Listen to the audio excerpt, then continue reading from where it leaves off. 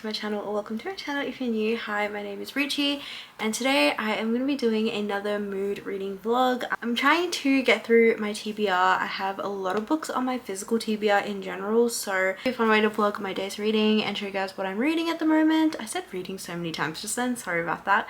But yeah, I thought we would do that. It would be a fun little mood reading vlog. I'm not really sure what I'm in the mood for because I feel like my reading is kind of slowed down a little bit. Just been really busy with work, like very busy with work, and I don't know, it's just been taking a lot out of me. But anyway, I want to read and do like decompress and stuff. I just finished work. I actually got a package today and I got a new release that I've actually heard so many good things about, which is really nice to hear. So I'm very excited to read it, and it is none other than Love Redesigned by Lauren Asher. And I've not read anything by Lauren Asher. I still have the fine print. I think that's the first book in like the Dreamland Billionaire series. I still haven't read that yet. It's still on my TBR, like on my physical TBR to read, but I've heard just so many things about this. Like, I just wanted to read it, and now that I have it, I kind of think I'm going to start off with this, which I know kind of defeats the purpose of trying to get through my physical TBR. But I'm just very curious about this one because it seems like everyone's like really loving it. Julian is the main guy character, seems to be like really lovable, and he seems to be an acts of service guy, which I love. So yeah, I don't know, I'm excited to read this one. I think it's gonna be really sweet. All I know for this book is that they're childhood friends or childhood rivals, and she goes home for some reason and basically he's there and he helps her out with something, but they still kind of have this rivalry going on where I just assume that he probably has loved her the whole time, which is really sweet. So I don't know, I think it'll be a fun little read to start my reading. And also I needed a little bit of a palette cleanser, something easy that I can, you know, read, because I just finished Normal People and I was actually gonna do this for a video, but the video didn't work out and I just can't stop thinking about it. Like, I can't stop thinking about it. I've highlighted so many random things in this that I've had to go back and figure out what I highlighted, and I've tabbed everything. I was a bit scared to read this one. Not scared is not the word. I was a bit skeptical to read it because I know there was a few things that people have said that, you know, aren't usually the type of things that I like in books. But reading this now, I genuinely am so glad that I did, because I low-key just got ruined pretty much by the end of it. And I love Connell and Marianne, and I just like loved what they represented. I don't know, just like so much of the things that they did and the way they behaved and the way they just couldn't say things. I don't know, like the anxiety rep, like the way they are in social situations and so much more. Like, I just felt like it was just really real and it felt so relatable in their own way. And I think I love also that it wasn't a happy ending. Well, I feel like it's like honestly up for debate, because I think some people can get stumped on the fact that it's not typical happy ending at the end, but I feel like, knowing who Connell and Marianne are at their core, they have such a beautiful soulmate connection to each other. Although they do self-sabotage, but they have this beautiful connection that no one else understands, you know. Like, I don't think it's really the ending for them. I think it was just an ending of the book, but that doesn't mean their story's over. And I think that's just really realistic of people growing up and going through different changes in their life and making different decisions and trying to figure out who they want to be, what they want to do, and who they love. Like, I don't know, it was just really relatable. It just felt really real, and I genuinely really enjoyed it. As you can tell, I've just been harping on about it, but yeah, I keep getting like TikTok edits of like Connell and Marianne with like Taylor Swift songs, and I'm just like, I am just getting sucked in. And honestly, I really want to watch the show, which I've watched a little bit of it before, like back in 2020 I think, when it first came out, but I never ended up finishing it. And then obviously now that I've read the book, I want to go back and watch the show, but I don't know if I'm ready for that heartache because this book put me through it a little bit. I'm gonna shut up about Normal People, but I thought I'd let you guys know that I did read it. So that's not the first book in this video or anything, I just wanted to let you know I read it. But yeah, I'm gonna start reading Love Redesigned and see how it goes. I just want to read something quick, something easy, and yeah, I'm excited to read it. I've never read anything by Lauren Asher, so hopefully it's a fun little read and I'll enjoy it. First book in our little mood reading vlog.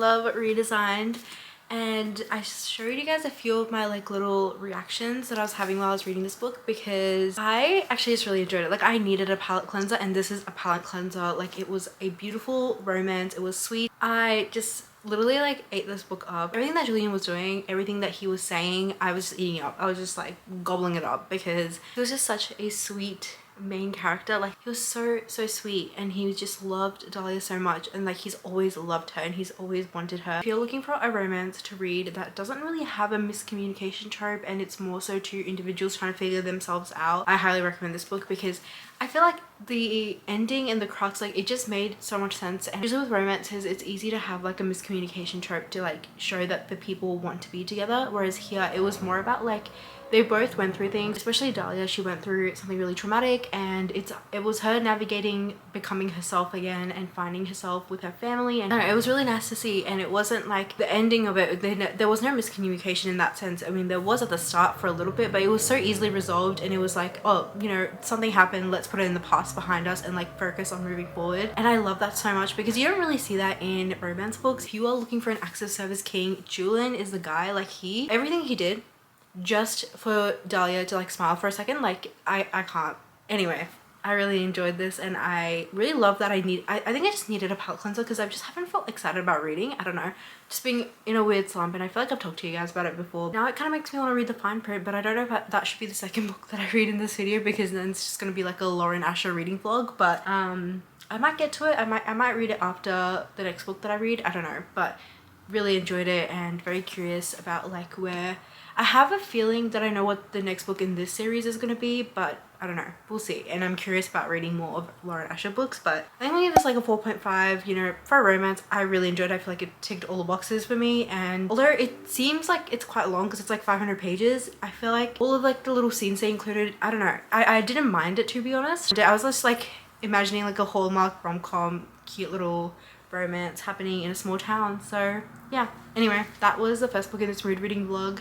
Although it wasn't part of my TBR, it became on my TBR, so it counts. Like I said, like nothing on my TBR is like making me want to read right now. Nothing in my shelves is like really standing out to want me to read right now, but I thought I would read a few first pages of like a few books and see like what drew me in the most. And guess what drew me in the most? The Ballad of Never After. I obviously have been saying for like months now that I'm going to read this and, you know, see how it is and see if I like it. And I obviously haven't. I just don't know why I keep putting it off, but I'm gonna read it this month. I mean, I don't know, it seems enticing right now. We'll see how I go, and I want to read it. I feel like it's time. Like I have to do it at some point, like just rip the band-aid off, get my heart broken. But I want to do it, and now that I know that The Curse of True Love is out and everyone seems to really enjoy it, I haven't actually heard too much about it. I feel like people have read it, but I've only seen like a few booktubers talk about it, so I don't really know. But anyway, that's besides the point. I'm going to read this and we'll see how we feel.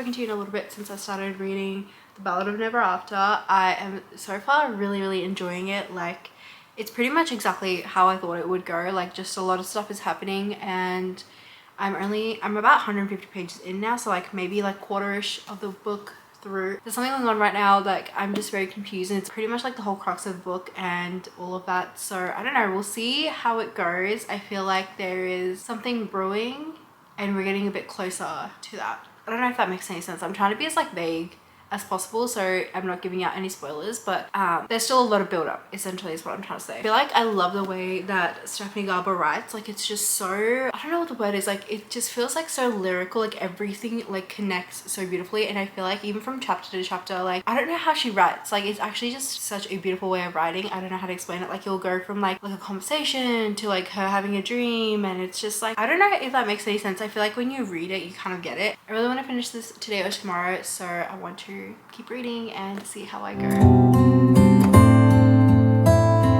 Hello guys, I actually finished The Ballad of Never After, and I'm so glad that I read this. Although it took me a little bit to read it, I just loved it so much. I ended up listening to the audiobook of this because I felt like I just was able to get through it a bit quicker. I feel like I loved it as like an audiobook. It just really felt like someone was telling me like a fairy tale and like going through a fairy tale with me. So I don't know, I really loved it. I think I mentioned maybe in my Once Upon a Broken Heart review, I don't know, but like I think I mentioned before that I find Evangeline to be a little bit naive, and I felt like a lot of this book she was just super naive and like trusting literally everyone and everybody, which is fine. I get why she was doing that, but sometimes I just felt like she was kind of like too stubborn for her own good, and if she just like listened to someone, maybe things wouldn't be so like crazy.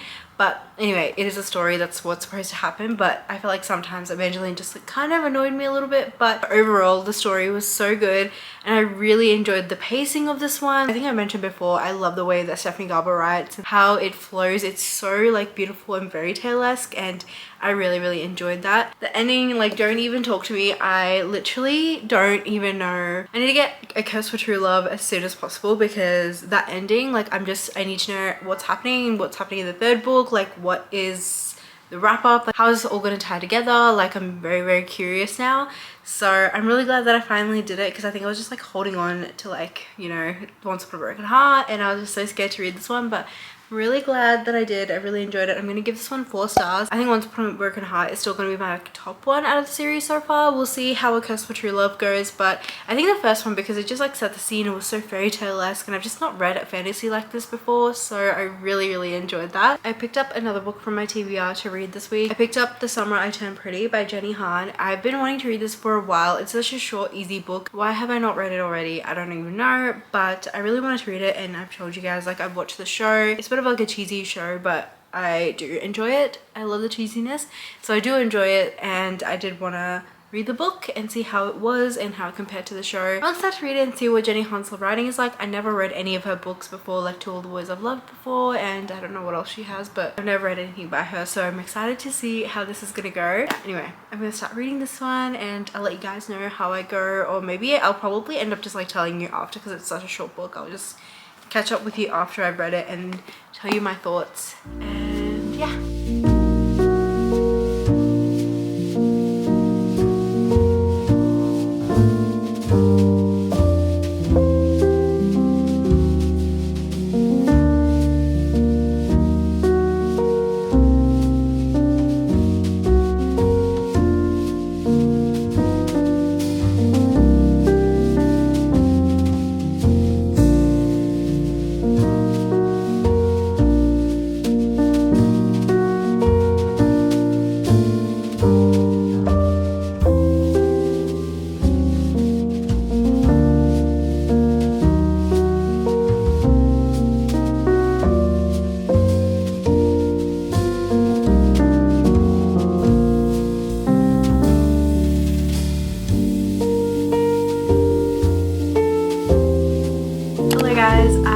Finished reading The Summer I Turned Pretty.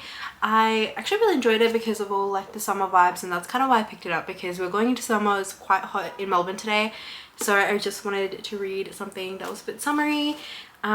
This one, I don't know how I feel. I really enjoy like the summery aspects, and I could just picture like Lola Tongue and like Jeremiah and Conrad and like all the people who actually play the characters in the show. So I was picturing them while I was reading, so it kind of like made so much sense to me. But at the same time, I kind of felt like Belly's point of view, she just like was really whiny and like very annoying. Like in the show, she already does some things that are kind of annoying, and like that's her like character, you know, she's a teenager, she's just making like rash decisions, and that's fine. But I guess when you get her like internal monologue, like she really is a little bit selfish and she does not think about other people. I don't know, like I'm pretty sure it's just like a teenage thing, we've all been through it, but it just kind of like stood out to me reading the book compared to like watching the show, whereas like because everyone was kind of going through something, and not that she isn't, obviously she's also like dealing with Susanna's illness and everything, but just something I picked up. So I don't know if I love that. Like I felt like I just honestly preferred the show, and I felt like the show showed so much more of like their relationship, where it wasn't just like having banter and stuff. Like you could see these like sweet moments between Conrad and Belly, or like between all the other characters as well. So I don't know, it's interesting. But yeah, so I don't know if this is like a very amazing book. I think the show is much better in my opinion, but I mean I've only read the first, so I have to see how I go with reading the second and third books as well. But yeah, I am gonna rate this one like a 3.75. This didn't hit for me with Belly's character, but yeah, so that was 3.75, and that was Sunrise Time Pretty, and I'm very glad that I finally got to it because I've been wanting to read it for a while. In this video I think I read Love Redesigned, The Ballad of Never After, and Sunrise Time Pretty. So those were the 3 books that I read, and I actually had fun. They were all very different kind of stories and genres. One's a bit of like a contemporary adult romance, this one's a bit of a YA romance, and then I read a fantasy, as you guys know, which is I think a YA fantasy, so it's a bit of a mix-up of all the genres. But yeah, anyway, I hope you guys enjoyed this video. Thank you guys so much for watching, and if you like this video, make sure you like the video obviously, and also subscribe to my channel if you haven't already, because that would mean so much to me.